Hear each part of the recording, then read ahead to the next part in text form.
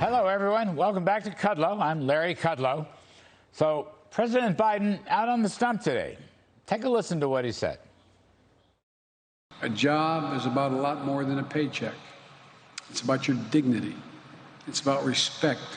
It's about your place in the community. And I really mean this. It's about being able to look at your kid in the eye and say, honey, it's going to be okay. So, I certainly agree with President Biden about the dignity of work. Work is a virtue. It's ingrained in our American spirit, and I have no doubt people would rather work than not work. But then again, Mr. President, paychecks do matter. So if your overly generous unemployment plus-ups, which have now been removed in 21 states, have damaged economic recovery by limiting the number of entry-level job applicants who America's businesses come back needs desperately to fill unfilled positions, that's a problem. There's 8.1 million unfilled jobs and 9.8 million unemployed. Those numbers don't work.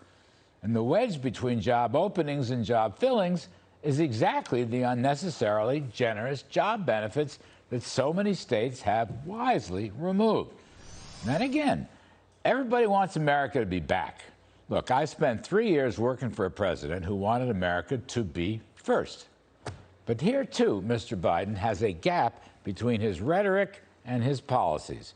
If we jack up the corporate tax rate from 21 to 28%, if we increase global minimum corporate tax from 10.5% to 21%, and if we double the capital gains tax from 20 to 40%, which, by the way, is yet another tax on business, then America will have significantly higher tax burdens than China.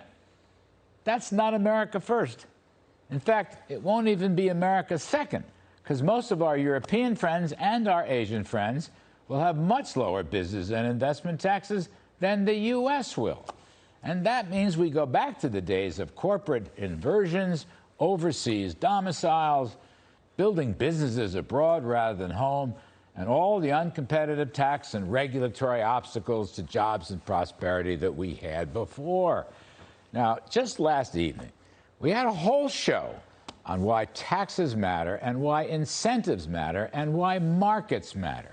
Now, we looked at tax history over the last 100 years, what worked and what didn't work.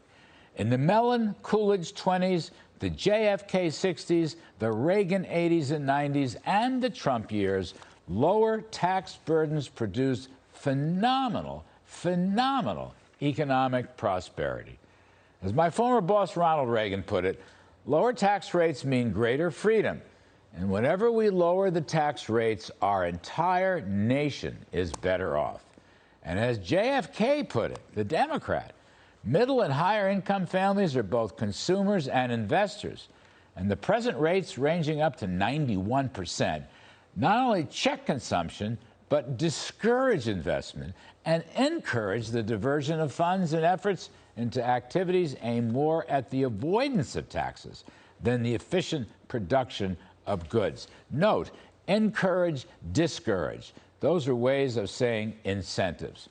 And by the way, my other presidential boss, Donald Trump, put it, the biggest corporate tax cut in history made America first. And by the by, last night, Senator Rob Portman reminded us a study from the nonpartisan CBO showed that 70% of the corporate tax burden falls on the blue-collar middle class and lower-income workers. So you raise that corporate tax, and its near cousin, the capital gains tax as well, you're going to cause middle-class job and wage losses big time. Now, here's a couple of interesting facts from ace pollster Mark Penn. He's the chairman of the Harris poll, and he'll be on the show in a little while. By 66 to 34%, voters oppose raising the income tax. Whoa. By 60 to 40%, voters oppose raising the capital gains tax. And by 60 to 40%, voters believe raising taxes in general is a job killer. That may surprise you, but those are important points. Now, Mr. Biden, in my view, was not elected to inflict economic damage by record-breaking and painful tax and spending increases. I'll say it again. If it ain't broke, don't fix it. We were doing just fine with low taxes, minimal regs, and energy independence. And what we surely don't need now is a massive tax and regulatory assault on businesses and investors. Let's make this real simple. We want all Americans to have good paying jobs, but we need healthy businesses to support those jobs and to maintain healthy businesses or even start a new one. We need investors to pony up cash. It's not about class warfare.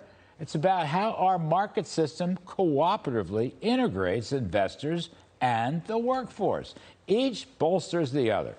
That's what makes our free enterprise system so great. All right, that's my riff. Speaking of